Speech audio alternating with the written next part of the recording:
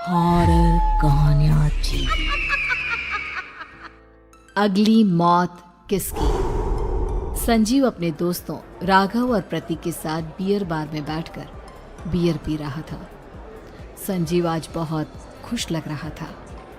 अरे यार, आज की पार्टी में तो मजा आ गया। तुम दोनों दोस्तों के साथ तो मेरी जिंदगी इतनी अच्छी है कि क्या बताओ कितनी अच्छी है। अरे भाई, अब दोस्ती की है तो जीना मरना सब साथ में। हाँ अरे यार सुनो, जल्दी से एक बियर और ऑर्डर करते हैं ना, एक आखिरी, और उसके बाद ये जश्न यहीं खत्म हो जाएगा। अरे हाँ, क्यों नहीं। वेटर, जल्दी से 2 बियर की बोतल लेकर आओ। आज मेरे दोस्तों को जश्न मनाना है, क्यों? इतने में वहां पर एक बहुत सुंदर लड़की छोटे छोटे कपड़े पहनकर हाथ में बियर की बोतल लेकर उसके पास आती है। ये लीजिए, आपने बियर ऑर्डर की थी ना, मैं लेकर आ गई। क्या बात है यार, इस बार की वेटर तो बड़ी सुंदर है। अब बियर लेकर आई हो तो अपने हाथों से ही पिला दो ना। हाँ, क्यों नहीं, जैसा आप बोलोगे मैं वैसा ही करूँगी। क्या बात है यार, अब तो लगता है रोज यहीं आना पड़ेगा। उसके बाद वो लड़की उन तीनों को बियर सर्व कर देती है। पार्टी करने के बाद वो तीनों अपने अपने घर जाते हैं। प्रतीक, संजीव और राघव को उनके घर छोड़कर जैसे ही अकेला अपनी कार में आकर बैठता है तो अचानक उसे एहसास होता है जैसे उसकी कार की पीछे वाली सीट पर कोई बैठा हुआ है।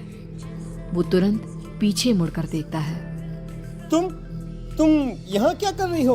और तुम मेरी कार में कब आई? अरे तुम तो बार में वेटर थी ना। बस ऐसे ही मेरा दिल कर रहा था आपके साथ आपके घर चलने का, इसलिए मैं आपके साथ चली आई। अरे लेकिन तुम मेरी कार में आई कब? अभी कुछ देर पहले तो यहाँ पर मेरे दोस्त बैठे हुए थे।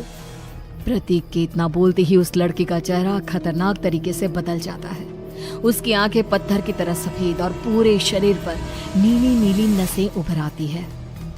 गाड़ी चलाओ, पूरी स्पीड में चलाओ, और अगर तुमने गाड़ी रोकने की कोशिश भी की तो मुझसे बुरा कोई नहीं होगा।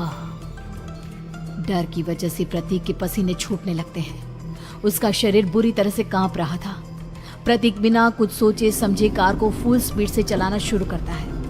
चलते चलते वो शहर से दूर एक पहाड़ी पर पहुंच जाता है और सामने अब सिर्फ पहाड़ी का किनारा दिख रहा है, जिसे देख प्रतीक घबराकर अचानक से कार को ब्रेक लगाता है।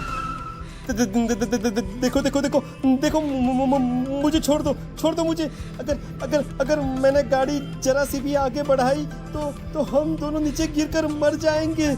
ये तो तुम्हें पहले सोचना चाहिए था ना। अब कुछ नहीं हो सकता।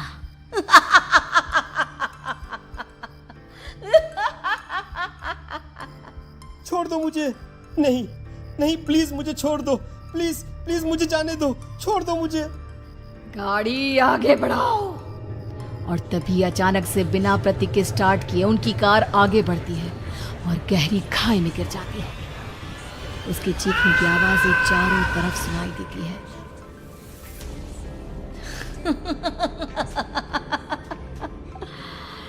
तुझे मारकर मेरे कलेजे में जल रही आग को थोड़ी शांति तो मिल गई, लेकिन अभी ये कहानी खत्म नहीं हुई।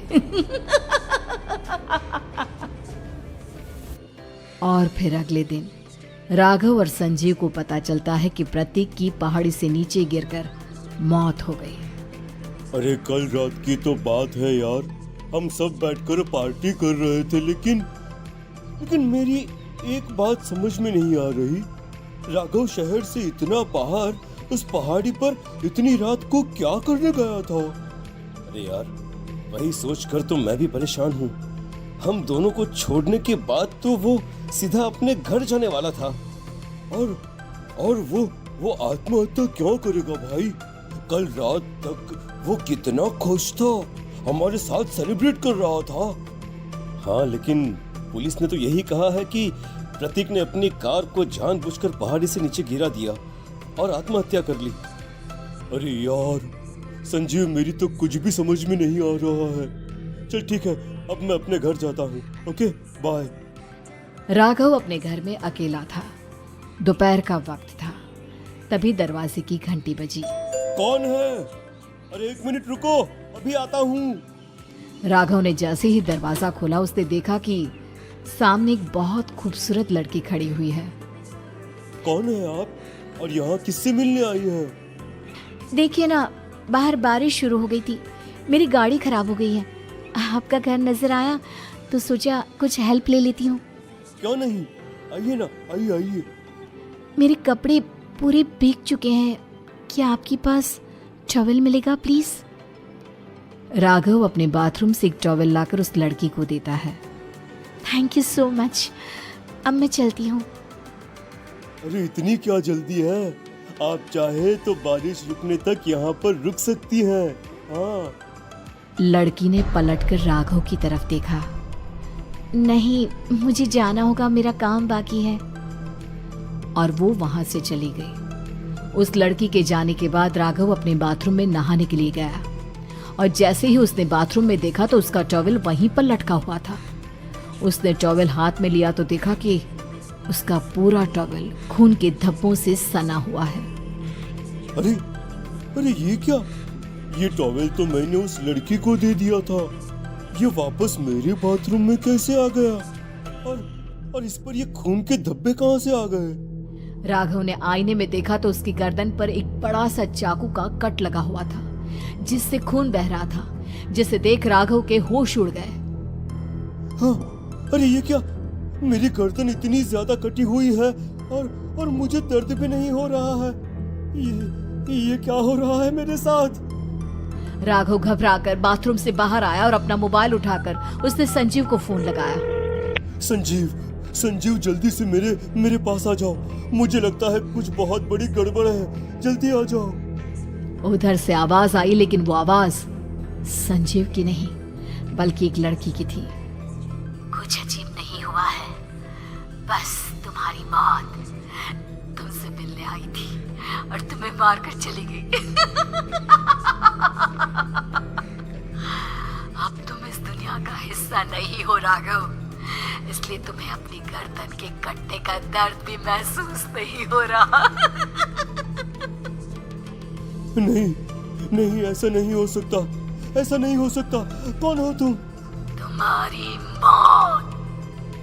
अब संजीव के पास खबर पहुंचती है कि राघव ने अपने ही घर में चाकू से गर्दन काटकर आत्महत्या कर ली। ये सुनने के बाद संजीव के होश उड़ गए।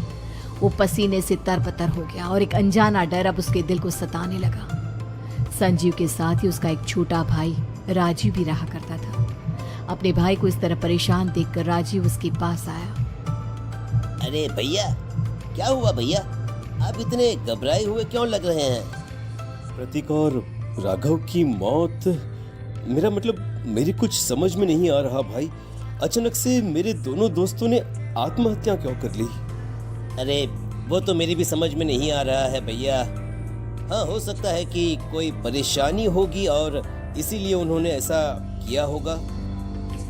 हाँ, लेकिन दोनों की जिंदगी में एक साथ परेशानी और दोनों का इतनी खतरनाक तरीके से आत्महत्या करना,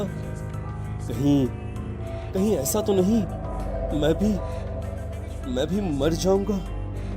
अरे आप ऐसी बातें क्यों कर रहे हैं भैया? वैसे ही मैं इतना परेशान हूँ। जब से अंजलि ने मेरा साथ छोड़ा है तब से सब कुछ बहुत अजीब सा हो गया है। रोज रात को डरावने सपने आते हैं। ऐसा लगता है जैसे अंजलि बार बार मेरे सपनों में आकर मुझे डराने की कोशिश करती है।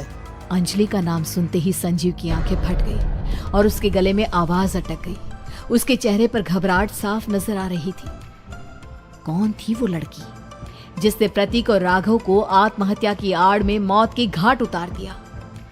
और कौन थी अंजलि जो बार बार राजीव के सपनों में आकर उसे डरा रही थी? अंजलि का नाम सुनकर संजीव इतना घबरा क्यों गया? इन सवालों के जवाब जानने के लिए देखिए इस खतरनाक कहानी का अगला भाग।